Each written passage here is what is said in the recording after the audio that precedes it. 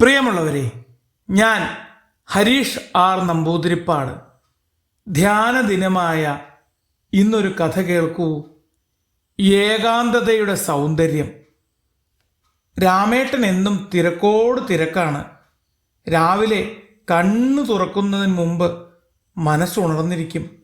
നിസ്സാരമായ എന്തെങ്കിലും കാര്യത്തിന് വല്ലാതെ പൊട്ടിത്തെറിക്കും. കണ്ണിൽ കാണുന്നതെല്ലാം തട്ടിത്തെറിപ്പിക്കും, വലിച്ചെറിയും. ഭാര്യയ്ക്കും മക്കൾക്കും അയാളുടെ നിഴൽ പോലും ഭയമായിരുന്നു.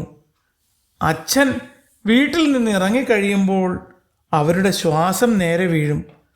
അയാളെയും കുറ്റം പറയാൻ കഴിയില്ല. തീർത്താൽ തീരാത്ത പണിത്തിരക്കുണ്ട്. ഇന്നും നാളെയുമായി ചെയ്തു തീർക്കാനുള്ള കാര്യങ്ങൾ, പറയാനുള്ള കാര്യങ്ങൾ, പറയേണ്ടാത്ത കാര്യങ്ങൾ, ഓഫീസിലെ തിരക്ക്, വീട്ടിലെ ഉത്തരവാദിത്വങ്ങൾ, ആരോടും തുറന്നു പറയാൻ കഴിയാത്ത സ്വകാര്യ ദുഃഖങ്ങൾ, ഇവയെല്ലാം ചേർന്ന് അദ്ദേഹത്തിൻ്റെ മനസ്സ് വല്ലാതെ നീറിക്കൊണ്ടിരുന്നു. ആ ദുഃഖങ്ങൾ മറച്ചുവെച്ച് ചിരിക്കാൻ അയാൾ വളരെ കഷ്ടപ്പെട്ടിരുന്നു. ഒരു ദിവസം ശരീരവും മനസ്സും ഒരുപോലെ തളർന്നപ്പോൾ രാമേട്ടൻ പാർക്കിലെ ബെഞ്ചിലിരുന്ന് ചുറ്റുപാടും നോക്കി. അവിടെയുള്ള കാഴ്ചകൾ മൗനമായി ശ്രദ്ധിച്ചു. അവിടെ ഇരുന്ന് ഒരാൾ പറയുന്നത് കേട്ടു: വിശ്രമം ഉറങ്ങുന്നതിലല്ല, മനസ്സിനെ ശാന്തമാക്കുന്നതിലാണ്. രാമേട്ടൻ ആ വാക്കുകൾ കൗതുകത്തോടെ ശ്രദ്ധിച്ചു. അദ്ദേഹവുമായി വളരെ നേരം സംസാരിച്ചു. കഴിയുമെങ്കിൽ ദിവസവും കുറച്ചു സമയം ധ്യാനത്തിനായി മാറ്റിവെക്കുക. ഒന്നും ചിന്തിക്കരുത് എന്നല്ല, ചിന്തകൾ വരട്ടെ പോട്ടെ, കാര്യമാക്കണ്ട. ആ ചിന്തകൾ അതിൻ്റെ വഴിക്ക് പൊക്കോളും. അദ്ദേഹം വീട്ടിൽ ചെന്ന് മുറിയടച്ച് ഒറ്റയ്ക്കിരുന്ന് കണ്ണടച്ച് ധ്യാനിച്ചു. മനസ്സിൽ ചിന്തകളുടെ വേലിയേറ്റം. ചെറുപ്പം മുതലെയുള്ള ഓരോ സംഭവങ്ങളും ഓർത്തെടുത്തു. കുട്ടിക്കാലത്തെ സന്തോഷങ്ങൾ, ഭാവിയിലെ ദുഃഖങ്ങൾ, ആശങ്കകൾ അതിനെ മറികടന്ന് മുന്നിലെത്തി.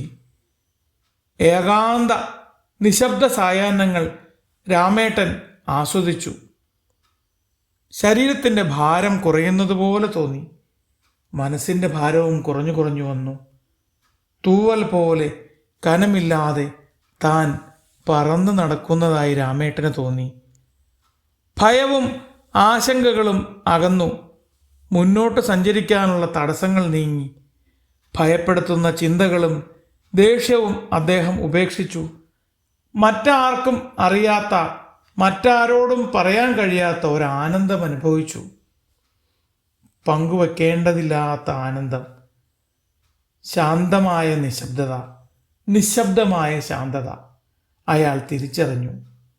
എല്ലാ ദുഃഖങ്ങളും അകന്നു പോകുന്നത് നിശബ്ദതയിലൂടെയാണെന്ന് തിരിച്ചറിഞ്ഞപ്പോൾ ആരോടും കലഹിക്കാതെ എല്ലാവരെയും ചേർത്ത് പിടിക്കാൻ ആ മനസ്സിന് കഴിഞ്ഞു. ധ്യാനം അയാളെ മാറ്റിമറിച്ചു എന്നല്ല പറയേണ്ടത്, അയാളെ അയാളാക്കി മാറ്റി. ഇന്നും രാമേട്ടന് തിരക്കിന് കുറവൊന്നുമില്ല. ജീവിതത്തിൻ്റെ തിരക്കുകളിൽ, ഓട്ടപ്പാച്ചിലുകളിൽ അയാൾ ഭയപ്പെട്ടില്ല, തളർന്നില്ല. ഉള്ളിൻ്റെ ഉള്ളിൽ ഒരിടത്ത് എന്നും ശാന്തമായ നിശബ്ദത കുടികൊള്ളുന്നു എന്ന് തിരിച്ചറിഞ്ഞപ്പോൾ എല്ലാ പ്രശ്നങ്ങളും പരിഹരിക്കാനുള്ള കരുത്തുണ്ടായി.